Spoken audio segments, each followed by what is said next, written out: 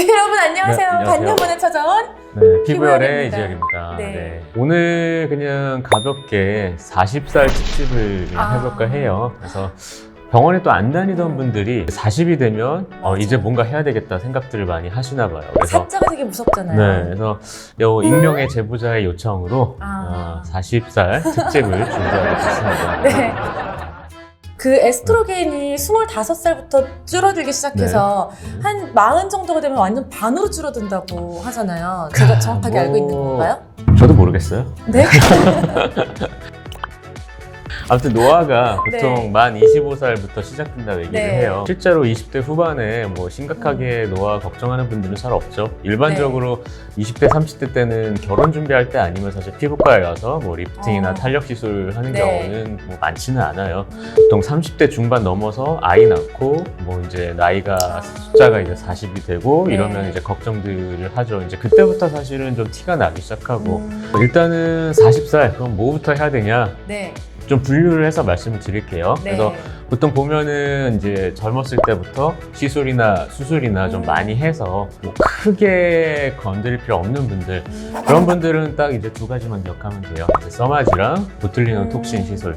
그래서 써마지 같은 경우는 네. 이게 드라마틱하게 변하는 게 없어요. 그래서 꾸준하게 1년에 한 번씩, 뭐 6개월에 한 번씩 계속 해주면 노화되는 속도가 좀 늦어지는. 그게 좀 아프다는 그거죠? 상당히 좀 신형으로 오면서 많이 뜨거워지긴 했죠. 그래서 써마지 같은 경우는 이제 하고 나면 좀 피부에 윤기가 생기고 결이 좋아지고 탄력이 좋아지고 피부의 전체적인 좀 컨디션이 좋아지는, 그러니까 타이트닝이라고 표현을 해요. 이 피부 표면이 이제 상당히 좀 좋아지는 그런 시술이라고 생각하면 됩니다. 이거는 관리를 좀 꾸준하게 해서 크게 이제 다른 것들 할 필요가 없을 때 더 도움이 된다라는 이 개념에 가까워요. 그러니까 여배우들이 좋아하는 시술이라고 흔히 소개가 많이 되고 많은 영상들에서도 그렇게 광고를 하는데 네. 여배우들이 해서 엄청 좋다는 의미라기보다는 제가 봤을 때는 여배우들은 딴 거를 많이 안 해도 되니까 이걸로 관리를 하라는 그런 의미에 좀 더 가까워요. 그래서 네. 피부과에 오히려 아무것도 안 한 분들보다는 네. 조금 이제 뭔가 잘 돼 있는 분들한테 조금 더 써마지를 저는 권하는 편이고, 이거랑 같이 보톡스는 아무리 네. 이제 동안인 사람도 30대 넘어가기 시작하면은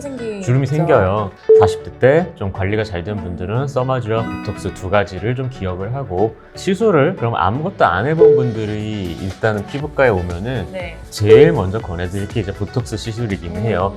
그러니까 보톡스는 엄밀하게 얘기하면 상품명이고 정확하게는 이제 보툴리눔 톡신. 그럼 어느 부위에 이런 보툴리눔 톡신 시술을 할 수 있냐 하면 이제 이마주름, 이제 미간주름, 그다음에 눈가주름, 그다음에 여기 미간 밑으로 이제 코가 이렇게 주름이 생기는 경우도 있어요. 웃을 때 이렇게 네, 네. 예를 들면 그 전도연 씨처럼 네, 맞습니다. 거기도 이제 콧잔등 주름이라고 해서 보톡스를 놓을 수가 있고, 이쪽에 이제 빨대 오 하는 할 때 이제 이렇게 스모커스 라인이라고 얘기하는데, 나이가 들면 생긴 이렇게 네, 앞에 네, 이런 네. 생긴 주름들 그런 주름들과 그다음에 여기는 이제 턱에 힘을 줄 때 약간 울퉁불퉁해지는 분들이 있어요. 턱이 좀 짧고 뒤로 밀리는 분들이 턱이 네. 잘 생기는데 이제 여기 자갈턱이라고 합니다. 자갈턱 보톡스가 있고, 보통 여기를 잡을 때 이쪽이 입꼬리 근육이라고, 네. 내림 근육이라고 해서 이렇게 당기는 근육이 있는데, 얘는 이걸 맞는다고 입질이 확 올라가는 건 아니지만 여기 윤곽선을 잡을 때 자갈턱을 할 때 좀 같이 잡는 경우가 많아요. 또 나가면 여기 사각턱 근육이 있고, 그다음에 이제 이 귀 밑에, 여기는 귀 밑에 있는 침샘이라고 합니다.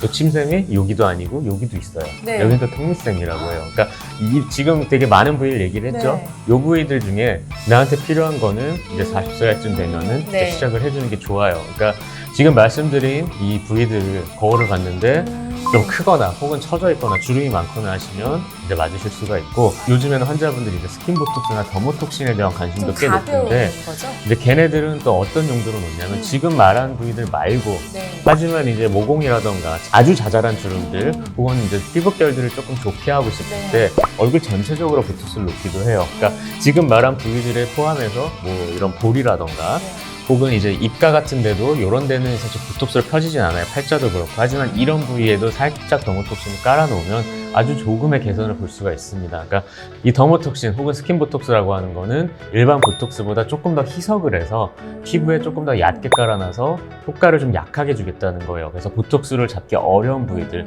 그다음에 이마에 갔을 때도 여기 네. 눈 근처에 있는 요 가까운 주름들은 이마 주름 보톡스를 했을 때 좀 눈이 무거워지기가 쉽거든요.